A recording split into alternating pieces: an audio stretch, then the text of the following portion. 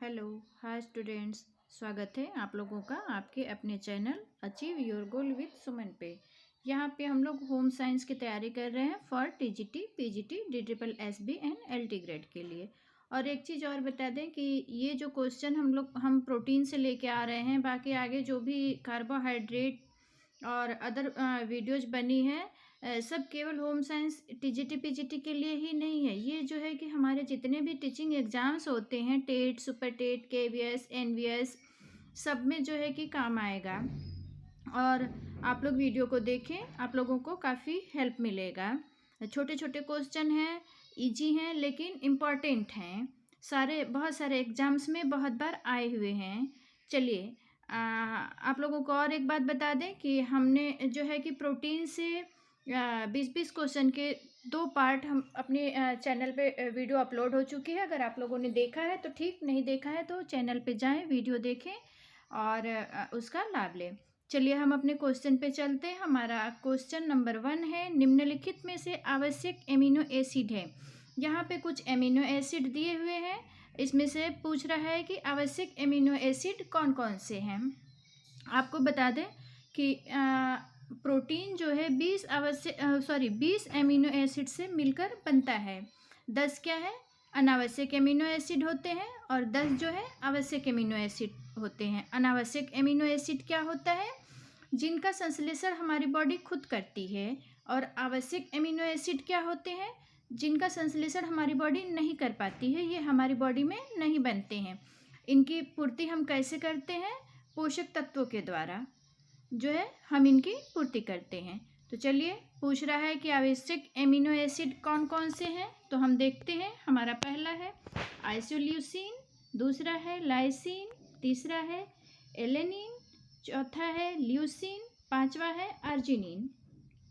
तो आपको बता दें फ्रेंड कि इसका आंसर जो हो जाएगा आपका पहला हो जाएगा आइसोल्यूसिन, देन सेकेंड लाइसिन, और आपका हो जाएगा फोर्थ ल्यूसिन। क्या हो जाएगा, हमारे आवश्यक एमिनो एसिड कौन कौन से हो जाएंगे, आइसोल्यूसिन, लाइसिन, ल्यूसिन। समझ में आ गया फ्रेंड्स। चलिए अब हम आगे चलते हैं। हमारा अगला क्वेश्चन है, इनमें से कौन से खाद्य पदार्थ पोषण सुरक्षितता के लिए विकसित किए गए हैं। यहाँ पे पूछ रहा है कि कौन से खाद्य पदार्थ हैं जिनमें पोषण को सुरक्षित करने के लिए कुछ विकास किया गया है, विकसित किए गए हैं खाद्य पदार्थ। चलिए देखते हैं। पहला है फूड प्रोटीन, दूसरा है किण्वन खाद्य पदार्थ, तीसरा है स्पाइरुलाइना, चौथा है टेक्सचर सोया प्रोटीन, पांचवा है अमाइलेज रिच फूड। तो इसका जो आंसर हो जाएगा वो आपका हो जाएगा फूड प्रोटीन फर्स्ट हो गया। एक मिनट, इसका आंसर जो है फूड प्रोटीन फर्स्ट हो गया, थर्ड हो गया स्पाइरुलाइना, और आपका इसके बाद आपका हो जाएगा टेक्सचर सोया प्रोटीन, आपका चौथा हो जाएगा। क्या हो जाएगा, food protein, spirulina, texture soya protein. चलिए अब हम आगे चलते हैं। हमारा अगला क्वेश्चन है, सुगंधित एमिनो अम्ल कौन सा है। यहाँ पे पूछ रहा है कि सुगंधित एमिनो अम्ल इसमें से कौन सा है। ए है टायरोसिन, बी है ट्रिप्टोफैन, सी है मिथियोनाइन, डी है हिस्टिडीन। तो फ्रेंड इसका आंसर आपका हो जाएगा टायरोसिन। टायरोसिन जो है एक सुगंधित एमिनो अम्ल है। और चलिए अब हम आगे चलते हैं। हमारा अगला क्वेश्चन है क्वेश्चन नंबर 4, गंधक जिसे हम सल्फर भी कहते हैं। बोला है कि गंधक युक्त एमिनो अम्ल कौन सा है। ऑप्शन नंबर ए है मिथियोनिन, बी है सिस्टीन, सी है हिस्टीडीन, डी है कोई नहीं। तो फ्रेंड्स इसका आंसर आपका हो जाएगा मिथियोनिन। इसका आंसर मिथियोनिन हो जाएगा। मिथियोनिन जो है सल्फर युक्त है। मिथियोनिन एमिनो अम्ल में गंधक पाया जाता है। चलिए अब हम आगे चलते हैं। हमारा अगला क्वेश्चन नंबर 5 है, सबसे ज़्यादा प्रोटीन पाए जाते हैं। यहाँ पे कुछ खाद्य पदार्थ दिए हुए हैं, पूछ रहा है कि सबसे ज़्यादा प्रोटीन जो है किस खाद्य पदार्थ में पाया जाता है। ऑप्शन नंबर ए है अंडे की जर्दी में, बी है आलू में, सी है सब्जियों में, डी है अनाजों में। तो ये जो है कि हम सभी लोग जान रहे हैं कि अंडे की जर्दी में जितने भी यहाँ पे खाद्य पदार्थ दिए हुए हैं, सबसे ज़्यादा जो है अंडे की जर्दी में प्रोटीन पाया जाता है। चलिए अब हम आगे चलते हैं। हमारा अगला क्वेश्चन है, क्वेश्चन नंबर 6 है, मेरास्मस रोग किसकी कमी से होता है। यहाँ पे पूछ रहा है कि मेरास्मस रोग जो है किसकी कमी से होता है। ऑप्शन नंबर ए है प्रोटीन, बी है ऊर्जा, सी है लौह तत्व, डी है प्रोटीन। तो इसका आंसर फ्रेंड्स हो जाएगा प्रोटीन प्लस ऊर्जा। मेरास्मस रोग जो है कार्बोहाइड्रेट प्लस प्रोटीन दोनों की कमी से होता है, और वनली प्रोटीन की कमी से क्वाशियोरकर रोग होता है, और लौह तत्व की कमी से महिलाओं में जो है एनीमिया हो जाता है। चलिए अब हम आगे चलते हैं। हमारा अगला क्वेश्चन है, गेहूं में पाया जाने वाला प्रोटीन कौन सा है। ये क्वेश्चन हम लोग जो है कि परसों वाली वीडियो में किए हुए हैं, लेकिन हम जो है कि क्वेश्चनों को बार बार लेके आ रहे हैं फ्रेंड्स, क्योंकि जो कि आपको याद हो जाए, आप लोगों को अलग से नहीं करना पड़े, वीडियो के साथ ही आप लोगों को सब कुछ समझ में आ जाए और आप लोगों को याद भी हो जाए। तो इसका ऑप्शन नंबर ए है एल्ब्यूमिन, बी है नियासिन, सी है ग्लूटीन, डी है कोई नहीं। तो फ्रेंड्स इसका आंसर हो जाएगा ग्लूटीन। हमने आप लोगों को बताया है कि गेहूं में ग्लूटीन पाया जाता है, और एल्ब्यूमिन ये जो है कि अंडे की सफ़ेदी में पाया जाता है एल्ब्यूमिन। और नियासिन से हमने आपको बताया कि नियासिन से जो है कि आपका पेलेग्रा रोग हो जाता है नियासिन की कमी से। चलिए अब हम आगे चलते हैं। हमारा अगला क्वेश्चन है क्वेश्चन नंबर 8। यहाँ पे पूछ रहा है कि न्यूक्लियोप्रोटीन एवं ग्लाइकोप्रोटीन को जाना जाता है। यहाँ पे पूछ रहा है फ्रेंड कि न्यूक्लियोप्रोटीन और ग्लाइकोप्रोटीन को किस नाम से जाना जाता है, ये क्या होते हैं।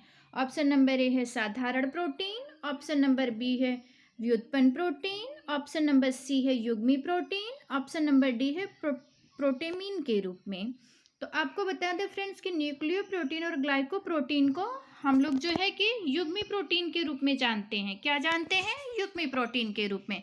चलिए अब हम आगे चलते हैं। हमारा अगला क्वेश्चन है, मक्का जर्म ऑयल में अच्छी सुगंध होती है। यहाँ पे पूछ रहा है कि मक्का का जो जर्म होता है उसके ऑयल में उसकी जो सुगंध होती है वो बहुत अच्छी होती है। यह अच्छा साधन है, मतलब किसका अच्छा साधन है। ऑप्शन नंबर ए है स्कॉर्बिक अम्ल, ऑप्शन नंबर बी है स्पार्टिक अम्ल, ऑप्शन नंबर सी है लिनोलिनिक अम्ल, ऑप्शन नंबर डी है कोई नहीं।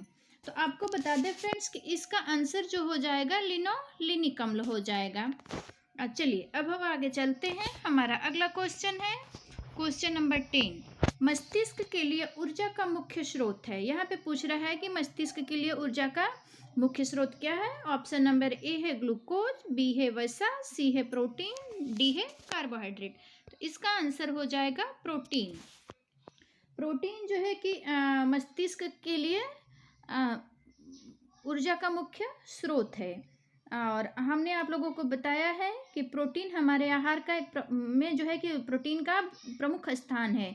और प्रोटीन का काम क्या होता है हमारी बॉडी में, वृद्धि एवं विकास के लिए होता है। और प्रोटीन जो है कि मुख्य प्रोटीन में क्या क्या पाया जाता है, हमने आप लोगों को बताया है कि प्रोटीन जो है कार्बन, हाइड्रोजन, नाइट्रोजन और ऑक्सीजन के मिलने से बना है, और बहुत थोड़ी मात्रा में जो है कि सल्फर तत्व भी पाए जाते हैं। चलिए अब हम आगे चलते हैं। हमारा अगला क्वेश्चन है क्वेश्चन नंबर 11। यहाँ पे पूछ रहा है कि कौन सा मान प्रोटीन की गुणवत्ता किसी खाद्य पदार्थ में बताता है।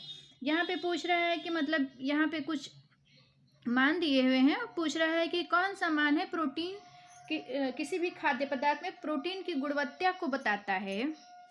तो चलिए देखते हैं। ऑप्शन नंबर ए है PER, ऑप्शन नंबर बी है chemical score, option number C है NPU, ऑप्शन नंबर डी है BMR। तो फ्रेंड्स इसका आंसर आपका हो जाएगा PER। आप लोगों को इसका आंसर हो जाएगा NPU। एक मिनट, इसका आंसर हो जाएगा NPU। आपको बता दें कि NPU क्या होता है। NPU net protein utilization. NPU का जो है फुल फॉर्म है नेट प्रोटीन यूटिलाइजेशन। और इससे क्या होता है कि हम लोग किसी भी खाद्य पदार्थ में प्रोटीन की गुणवत्ता का पता लगाया जाता है। चलिए अब हम आगे चलते हैं। हमारा अगला क्वेश्चन है क्वेश्चन नंबर 12। यहाँ पे पूछ रहा है कि प्रोटीन तथा कैलोरी के संयुक्त कमी से हो जाता है। मतलब प्रोटीन और कैलोरी की संयुक्त कमी से, मतलब प्रोटीन और कैलोरी दोनों की हमारी बच्चों की बॉडी में जो है कि कमी होती है, तो कौन सा रोग हो जाता है? ऑप्शन नंबर ए है क्वाशियरकोर, बी है मेरास्मस, सी है सूखा रोग, डी है ऑस्टियोपोरोसिस। तो ये क्वेश्चन देखिए थोड़ा सा घुमा के रिपीट हो गया है। ये आपका मेरास्मस हो जाएगा। अभी इससे 2-3 क्वेश्चन पहले आया हुआ था। और ये जो है इसका आंसर हो जाएगा मेरास्मस। मेरास्मस जो है एक कुपोषित रोग है और ये बच्चों में हो जाता है अक्सर प्रोटीन और कार्बोहाइड्रेट की कमी से। चलिए अब हम चलते हैं अपने अगले क्वेश्चन पे। हमारा अगला क्वेश्चन है प्रोटीन एक कार्बनिक यौगिक है जो बना हुआ है। ये तो सब लोगों को आ रहे होंगे। प्रोटीन जो है अमीनो अम्ल के मिलने से बनता है। और 20 हमने आप लोगों को बार बार बताया है कि एक प्रोटीन का निर्माण जो है कि 20 अमीनो अम्ल के मिलने से बनता है। और प्रोटीन का हमारी बॉडी में क्या काम होता है? ये जो है कि हमारे कोशिकाओं एवं तंतुओं की टूट फूट की मरम्मत प्रोटीन की सहायता से होती है। रक्त, बाल, मांसपेशियां, यकृत, अस्थि के तंतु, त्वचा आदि के निर्माण के लिए प्रोटीन जो है सहायक होते हैं। चलिए अब हम आगे चलते हैं। हमारा अगला क्वेश्चन है क्वेश्चन नंबर 14। मानव शरीर में अनिवार्य अमीनो अम्लों की संख्या कितनी होती है? चलिए ये आ गया। इसे मैं एक्सप्लेन करना जरूरी नहीं समझती हूँ क्योंकि मैंने बहुत बार आप लोगों को बता दिया है। इसका आंसर हो जाएगा 20। मतलब 20 अमीनो अम्ल के मिलने से एक प्रोटीन का निर्माण होता है। चलिए अब हम आगे चलते हैं। हमारा अगला क्वेश्चन है सामान्यतः कम प्रोटीन वाला आहार दिया जाता है। यहाँ पे पूछ रहा है कि सबसे मतलब कम किस अवस्था में कम प्रोटीन का आहार दिया जाता है। ऑप्शन नंबर ए है पीलिया में, बी है जलने में, सी है कुपोषण में, डी है बुखार में। तो इसका आंसर आपका हो जाएगा पीलिया में। पीलिया में क्या होता है कि कम जो है कि प्रोटीन वाला आहार दिया जाता है।